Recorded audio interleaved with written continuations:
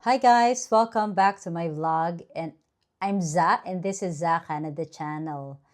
And today we have something to talk about again, and hindi ko kayang palambasin itong video na to kasi this is about a fur mom and her fur babies na niligtas niya and who risked her own lives para sa mga fur babies niya.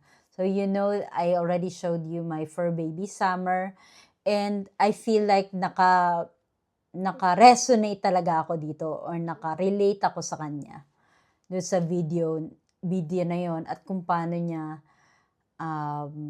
sinagip yung mga babies niya at inuna niya before sa sarili niyang buhay. So again, this is courage, controversy, and there's a deeper meaning behind it para sa ating mga immigrant na nandito at lumalaban sa Canada. We're going to talk about that today. Wag aalis. Panoorin hanggang dulo.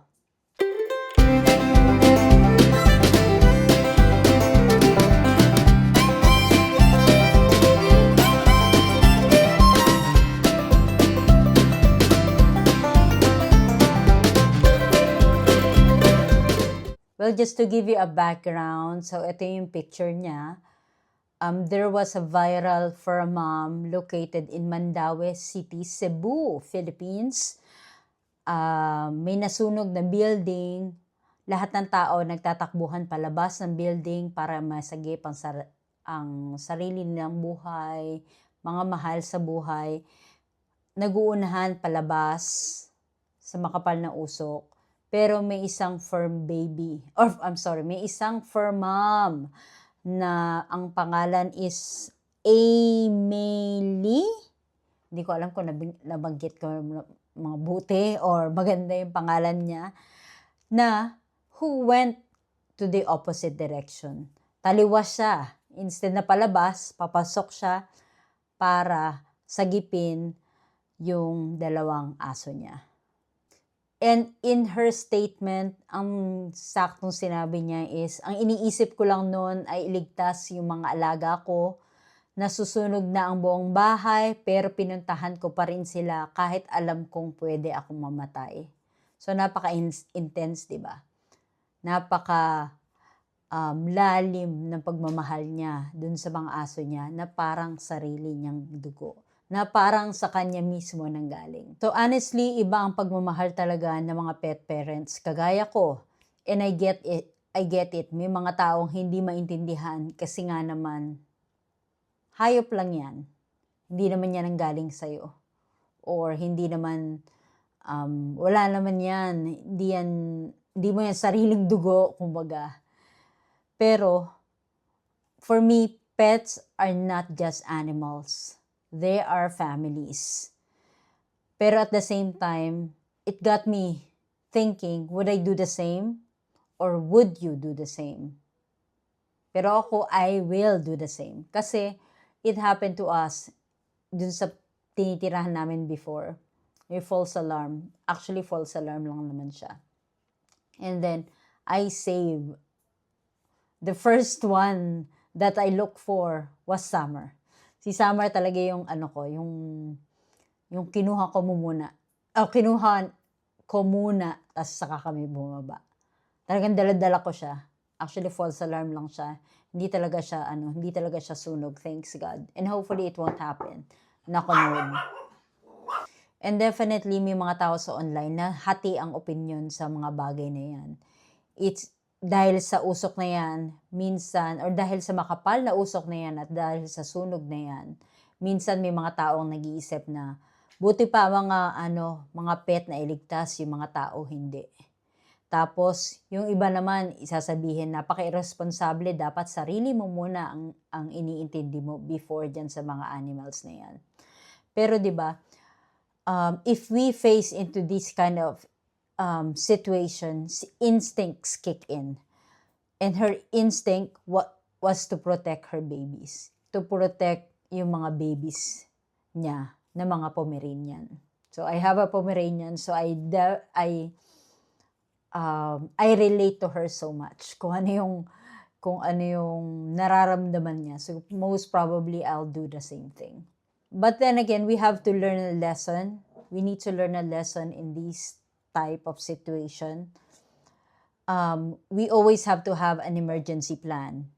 Okay? Dapat alam natin kung paano natin ililigtas yung mga sarili natin and our pets.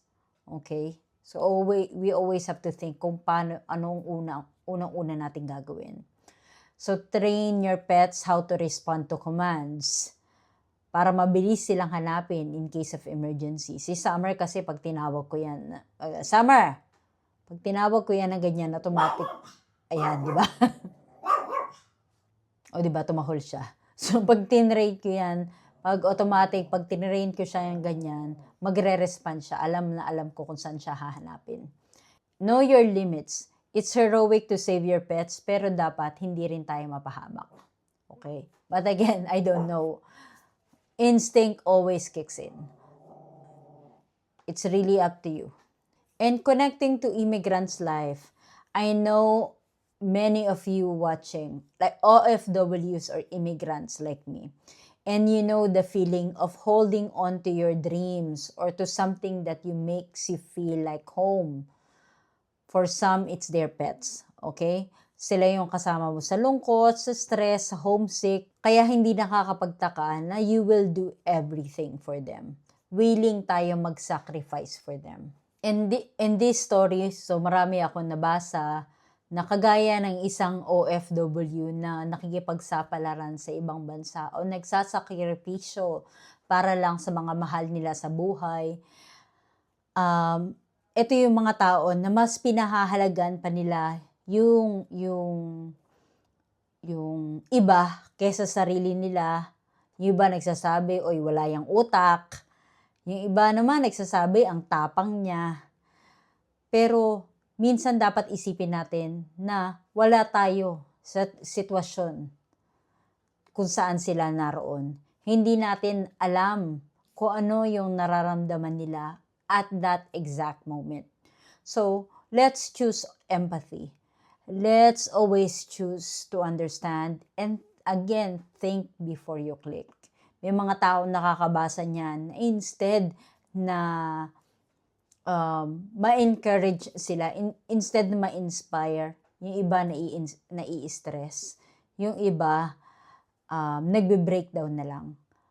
So, always choose kindness. 'Di ba? Sino ba yan? Si Eman, 'di ba? Always choose kindness. Si Eman na anak ni Kuya Kim.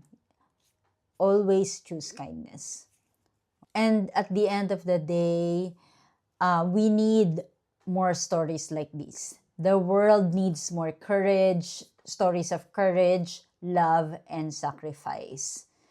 And we always have to think that love makes us brave, and sometimes bravery save lives.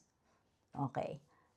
Alright? So, sana may natutunan kayo sa video na to. So, what do you think? Gagawin nyo rin ba yan if in case you face in this type of situation? Paki-comment nga dyan sa baba. And again, I'm encouraging anybody who has inspiring stories, o kahit hindi, kung gusto mo lang i-share. And then, or something, or a lesson na may matutunan tayo, questions. I'm encouraging you to send me an email. Lumalakad dyan yung email address ko dyan sa baba. And we will try to answer your question, your thoughts, or share your wonderful stories here sa vlog na to. Okay? Once again, I'm Za.